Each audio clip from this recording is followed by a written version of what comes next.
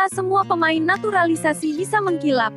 Bahkan ada pemain naturalisasi yang hanya dipanggil memperkuat timnas beberapa kali saja, atau bahkan sama sekali tak mendapat panggilan ke timnas. Kini, beberapa pemain tersebut ada yang memilih kembali ke negaranya, ada juga yang meniti karir sebagai pelatih.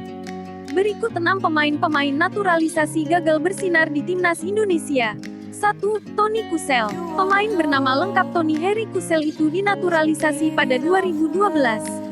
Kemudian setelah ajang Piala AFF 2012, Toni Kusel sempat bermain untuk Barito Putra hingga 2014. Namun, setelah itu Kusel harus didepak tim berjulukan Laskar Antasari itu karena karirnya terus menurun.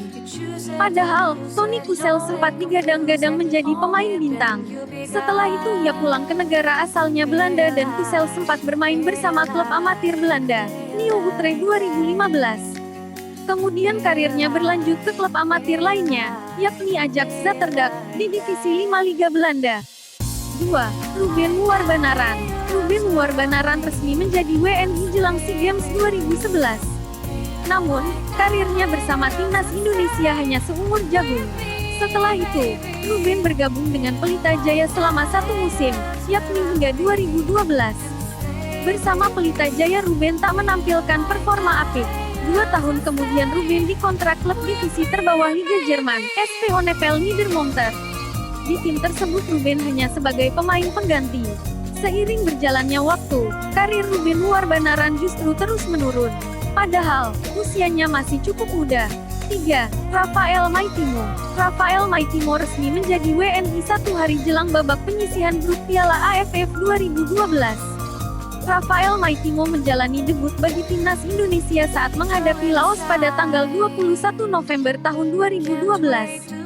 Dalam pertandingan tersebut, Maitimo mampu bermain apik dengan mencetak gol pertama timnas Indonesia. Namun, karir Maitimo di timnas Indonesia kurang lebih hanya berlangsung hingga 2015. Setelah itu, ia jarang mendapat panggilan untuk memperkuat timnas Indonesia. Padahal, Rafael Maitimo bermain sangat bagus di level klub. Di level klub, ia pernah membela Mitra Kukar, Sriwijaya FC, Arema, Persib Bandung, Persija Jakarta, PSIM Yogyakarta, PSM Makassar, dan kini Persita. 4. Dio Paulin. Pemain asal Kamerun itu resmi menjadi warga negara Indonesia, WNI, pada 2015. Dio Paulin sempat beberapa kali mencicipi bermain di level timnas. Namun, setelah itu Indonesia harus dibekukan FIFA dan seiring berjalannya waktu, permainan Dio Paulin terus menurun. Kondisi tersebut membuat Dio Paulin tak pernah lagi mendapat panggilan ke timnas. Padahal, Dio Paulin tampil sangat gemilang saat membela Persipura Jayapura, tahun 2007 sampai tahun 2017.